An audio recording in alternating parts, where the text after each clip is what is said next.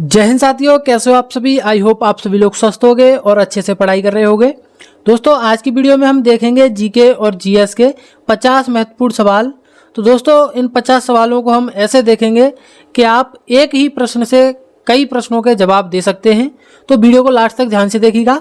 तो चलिए पहला सवाल देखते हैं कि महात्मा बुद्ध ने ज्ञान की प्राप्ति के पश्चात अपना प्रथम उपदेश धर्म चक्र प्रवर्तन किस स्थान पर दिया था। दोस्तों महात्मा बुद्ध का जो प्रथम उपदेश था वो धर्मचक्र प्रवर्तन कहलाया और ये उन्होंने सारनाथ में दिया था। तो ध्यान रखिएगा, ऑप्शन यहाँ पे बी सही जवाब हो जाएगा। चलिए नेक्स्ट क्वेश्चन देखते हैं कि प्रसिद्ध चीनी यात्री हुएन सांग ने किस भारतीय सम्राट के शासनकाल के दौरान भारत की यात्रा की थी। दोस्तों ध्यान रखिएगा, जो चीनी यात्री हुएन सांग था उसने, ध्यान रखिएगा, हर्षवर्धन के काल में भारत की यात्रा की थी। तो ऑप्शन यहाँ पे ए सही जवाब रहेगा। नेक्स्ट क्वेश्चन है कि वर्ष 1192 में लड़े गए तराइन के द्वितीय युद्ध में मोहम्मद गौरी ने किस राजपूत शासक को पराजित किया था। दोस्तों जो तराइन का द्वितीय युद्ध हुआ था वो 1191 में मोहम्मद गौरी और पृथ्वीराज चौहान के बीच हुआ था, जिसमें पृथ्वीराज चौहान की हार हुई थी। तो यहाँ पे ध्यान रखिएगा, ऑप्शन ए सही जवाब रहेगा। चलिए नेक्स्ट क्वेश्चन देखते हैं कि मध्यकालीन भारत के प्रसिद्ध विजयनगर साम्राज्य की स्थापना वर्ष 1336 में किन दो भाइयों द्वारा की गई थी। जो विजयनगर साम्राज्य की स्थापना की गई थी वो, ध्यान रखिएगा, 1336 में हरिहर और बुक्का इन दोनों भाइयों के द्वारा की गई थी। तो ऑप्शन यहाँ पे सी सही जवाब रहेगा। चलिए नेक्स्ट क्वेश्चन है कि मुगल कालीन प्रसिद्ध ऐतिहासिक ग्रंथ अकबरनामा और आईने अकबरी की रचना किस विद्वान ने की थी। दोस्तों ध्यान रखिए, मुगल काल के प्रसिद्ध ग्रंथ अकबरनामा और आईने अकबरी की रचना, ध्यान रखिए, अबुल फजल ने की थी। तो ऑप्शन यहाँ पे ए सही जवाब रहेगा। अगला सवाल है कि वर्ष 1857 के प्रथम स्वतंत्रता संग्राम के दौरान लखनऊ से विद्रोह का नेतृत्व किस महान महिला ने किया था। दोस्तों ध्यान रखिएगा, 1857 की क्रांति को भारत का प्रथम स्वतंत्रता संग्राम कहा जाता है और उस समय लखनऊ से, ध्यान रखिएगा, जो लखनऊ का नेतृत्व किया था वो बेगम हजरत महल ने किया था। तो ऑप्शन यहाँ पे बी सही जवाब रहेगा। अगला सवाल देखते हैं कि 19वीं शताब्दी में भारतीय पुनर्जागरण के पितामह कहे जाने वाले किस समाज सुधारक ने ब्रह्म समाज की स्थापना की थी। दोस्तों ध्यान रखिएगा, ब्रह्म समाज की स्थापना राजा राममोहन राय ने की थी, जिन्हें भारतीय पुनर्जागरण का पितामह या जनक कहा जाता है। तो ध्यान रखिएगा, ऑप्शन यहाँ पे सी सही जवाब रहेगा। अगला सवाल है कि महात्मा गांधी ने भारत में अपने सत्याग्रह का प्रथम सफल प्रयोग वर्ष 1917 में किस स्थान पर किया था।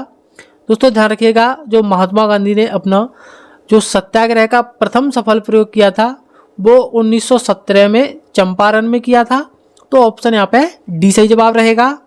अगला सवाल देखते हैं कि नेताजी सुभाष चंद्र बोस ने भारतीय राष्ट्रीय कांग्रेस के अध्यक्ष पद से त्यागपत्र देने के पश्चात वर्ष 1939 में किस दल की स्थापना की थी। दोस्तों सुभाष चंद्र बोस ने 1939 में भारतीय राष्ट्रीय कांग्रेस से इस्तीफा दे दिया था और उन्होंने उसके बाद में फॉरवर्ड ब्लॉक की स्थापना की थी। तो ऑप्शन यहाँ पे बी सही जवाब रहेगा। नेक्स्ट क्वेश्चन है हमारा कि वर्ष 1913 में अमेरिका के सैन फ्रांसिस्को नगर में प्रसिद्ध गदर पार्टी की स्थापना किसके द्वारा की गई थी। तो दोस्तों जो गदर पार्टी की स्थापना की गई थी वो 1913 में अमेरिका के सैन फ्रांसिस्को शहर में की गई थी और ये लाला हरदयाल सिंह के द्वारा की गई थी। तो ध्यान रखिएगा, ऑप्शन यहाँ पे सी सही जवाब रहेगा। अगला सवाल है कि भारतीय संविधान के किस अनुच्छेद के तहत भारत के राष्ट्रपति को किसी भी व्यक्ति की सजा को माफ करने की शक्ति प्राप्त है। दोस्तों ध्यान रखिएगा, अनुच्छेद 72 के तहत भारत का राष्ट्रपति किसी भी व्यक्ति को क्षमादान दे सकते हैं। तो ऑप्शन यहाँ पे हमारा ए सही जवाब रहेगा।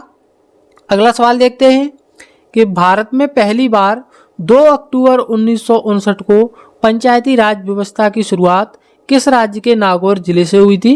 दोस्तों जो भारत में पंचायती राज की शुरुआत हुई थी वो 2 अक्टूबर 1959 को हुई थी और ध्यान रखिएगा ये राजस्थान के नागौर जिले से शुरू हुई थी। तो ऑप्शन यहाँ पे डी सही जवाब रहेगा। अगला सवाल देखते हैं कि भारतीय संविधान में मौलिक कर्तव्यों की अवधारणा को किस देश के संविधान से ग्रहित किया गया है। तो जो भारत के संविधान में मौलिक कर्तव्य हैं उन्हें ध्यान रखिएगा पूर्व सोवियत संघ, जिसे आज रूस के नाम से जाना जाता है, यहाँ से लिए गए हैं। तो ऑप्शन यहाँ पे ए सही जवाब रहेगा। अगला सवाल है हमारा कि भारतीय संविधान के किस भाग में राज्य के नीति निर्देशक तत्वों का उल्लेख दिया गया है। दोस्तों ध्यान रखिएगा, जो भारतीय संविधान के अनुच्छेद 4 है उसमें राज्य के नीति निर्देशक तत्वों का वर्णन है। तो ऑप्शन यहाँ पे डी सही जवाब रहेगा। अगला सवाल देखते हैं कि भारत का राष्ट्रपति बनने के लिए उम्मीदवार की न्यूनतम आयु सीमा कितनी निर्धारित की गई है। दोस्तों ध्यान रखिए, भारत का राष्ट्रपति बनने के लिए उम्मीदवार की जो न्यूनतम आयु सीमा है वो 35 वर्ष होनी चाहिए। तो ऑप्शन यहाँ पे सी सही जवाब रहेगा। अगला सवाल है हमारा कि भारतीय संविधान के किस अनुच्छेद के अंतर्गत राज्यों में राष्ट्रपति शासन लागू किया जा सकता है। तो जो भारत के किसी भी राज्य में राष्ट्रपति शासन लागू किया जा सकता है वो अनुच्छेद 356 के तहत किया जा सकता है। तो ध्यान रखिएगा, ऑप्शन यहाँ पे बी सही जवाब रहेगा। अगला सवाल देखते हैं कि स्वतंत्र भारत के प्रथम उपराष्ट्रपति और दूसरे राष्ट्रपति बनने वाले महान दार्शनिक कौन थे। तो जो भारत के प्रथम उपराष्ट्रपति और दूसरे जो राष्ट्रपति थे वे ध्यान रखिएगा डॉक्टर सर्वपल्ली राधाकृष्णन थे। तो ऑप्शन यहाँ पे बी सही जवाब रहेगा। अगला सवाल देखते हैं कि भारतीय संविधान का कौन सा अनुच्छेद सभी नागरिकों के लिए समान नागरिकता संहिता की बात करता है। दोस्तों ध्यान रखिएगा, भारत के सभी नागरिकों के लिए समान नागरिकता संहिता की बात अनुच्छेद 44 करता है। तो ऑप्शन यहाँ पे डी सही जवाब रहेगा। अगला सवाल देखते हैं कि संसद के 2 क्रमिक सत्रों के मध्य अधिकतम कितना समय अंतराल हो सकता है। दोस्तों ध्यान रखिए, संसद के 2 क्रमिक सत्रों के मध्य में अधिकतम 6 माह का अंतराल हो सकता है। तो ऑप्शन यहाँ पे सी सही जवाब रहेगा। अगला सवाल है कि लोकसभा के अध्यक्ष अपना त्यागपत्र संबोधित करते हुए किसे प्रस्तुत करते हैं। दोस्तों ध्यान रखिएगा, जो लोकसभा के अध्यक्ष होते हैं वे अपना त्यागपत्र लोकसभा उपाध्यक्ष को प्रस्तुत करते हैं। तो ऑप्शन यहाँ पे डी सही जवाब रहेगा। चलिए नेक्स्ट क्वेश्चन देखते हैं कि भौगोलिक क्षेत्र की दृष्टि से संपूर्ण विश्व का सबसे बड़ा देश कौन सा है।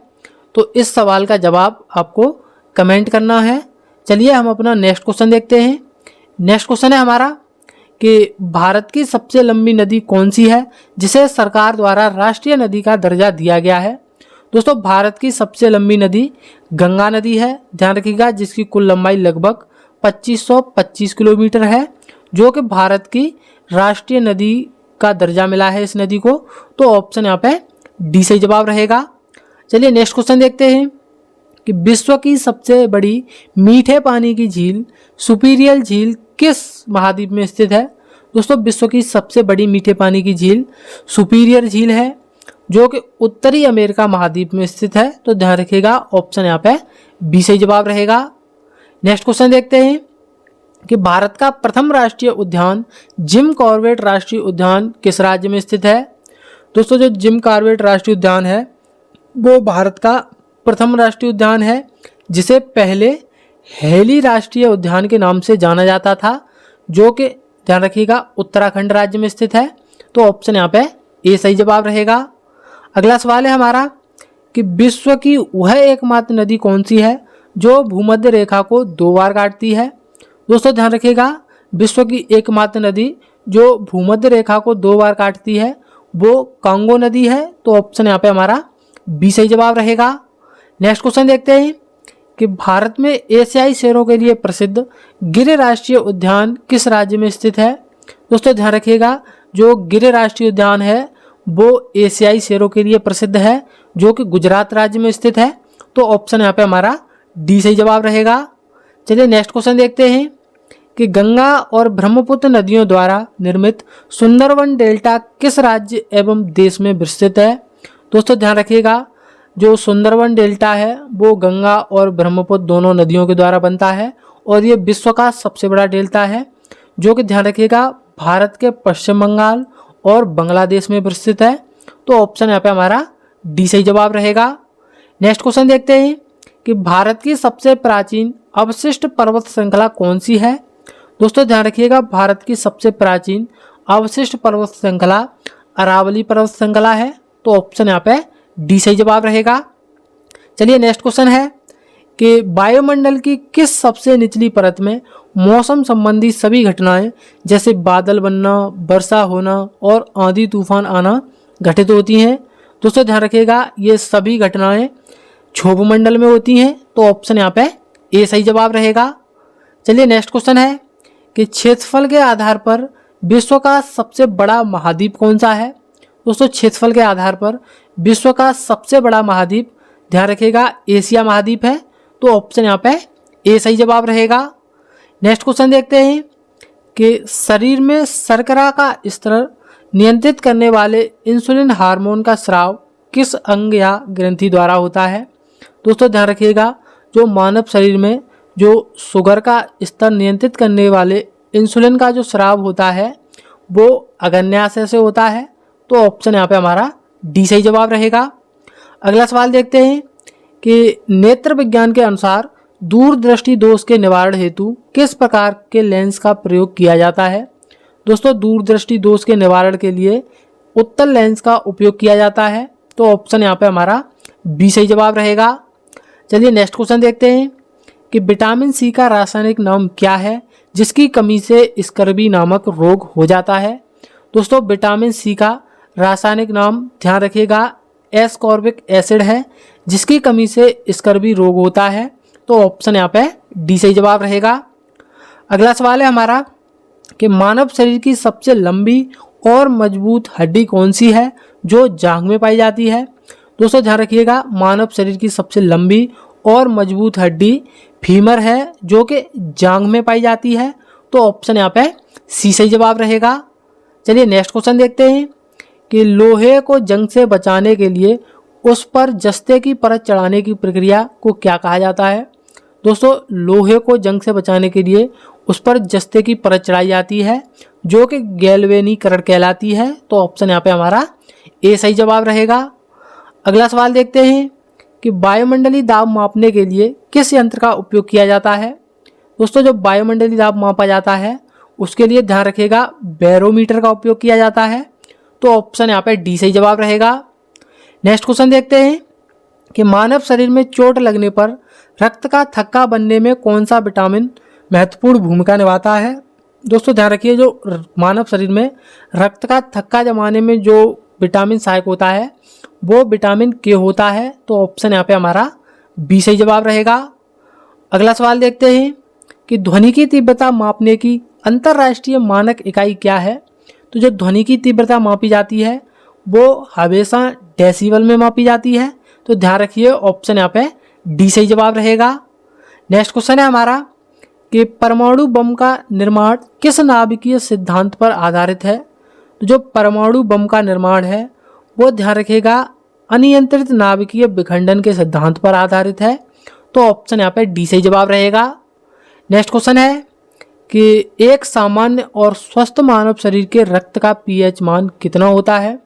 तो जो स्वस्थ मनुष्य के शरीर के रक्त का जो पीएच मान होता है वो ध्यान रखिएगा 7.4 होता है। तो ऑप्शन यहाँ पे ए सही जवाब रहेगा। अगला सवाल देखते हैं कि भारत में केंद्रीय बैंक के रूप में कार्य करते हुए मौद्रिक नीति का नियमन कौन सी संस्था करती है? दोस्तों ध्यान रखिएगा, जो भारत में केंद्रीय बैंक के रूप में कार्य करते हुए जो मौद्रिक नीति का निर्माण करती है वो भारतीय रिजर्व बैंक करती है। तो ऑप्शन यहाँ पे डी सही जवाब रहेगा। चलिए नेक्स्ट क्वेश्चन देखते हैं कि स्वतंत्र भारत की प्रथम पंचवर्षीय योजना मुख्य रूप से किस आर्थिक मॉडल पर आधारित थी? दोस्तों जो भारत में प्रथम पंचवर्षीय योजना शुरू की गई थी वे 1951 से 1956 तक की गई थी और ये ध्यान रखिएगा हेरोल्ड डॉलर मॉडल पर आधारित थी। तो ऑप्शन यहाँ पे हमारा बी सही जवाब रहेगा। नेक्स्ट क्वेश्चन देखते हैं कि पर्यावरण संरक्षण के प्रति जागरूकता फैलाने हेतु प्रत्येक वर्ष किस तिथि को विश्व पर्यावरण दिवस मनाया जाता है? दोस्तों ध्यान रखिएगा, जो विश्व पर्यावरण दिवस मनाया जाता है वो हर साल 5 जून को मनाया जाता है। तो ऑप्शन यहाँ पे हमारा सी सही जवाब रहेगा। नेक्स्ट क्वेश्चन देखते हैं कि अंतर्राष्ट्रीय शांति और सुरक्षा बनाए रखने वाली संस्था संयुक्त राष्ट्र संघ यानी यूएनओ का मुख्यालय किस शहर में स्थित है? तो ध्यान रखिएगा, संयुक्त राष्ट्र संघ का जो मुख्यालय है वो अमेरिका के न्यूयॉर्क शहर में है। तो ऑप्शन यहाँ पे ए सही जवाब रहेगा। नेक्स्ट क्वेश्चन है हमारा कि प्रसिद्ध शास्त्रीय नृत्य कथकली और मोहिनीअट्टम भारत के किस राज्य की महान नृत्य परंपराएं हैं? ध्यान रखिएगा, कथकली और मोहिनीअट्टम भारत के केरल राज्य की महान नृत्य परंपराएं हैं। तो ऑप्शन यहाँ पे सी सही जवाब रहेगा।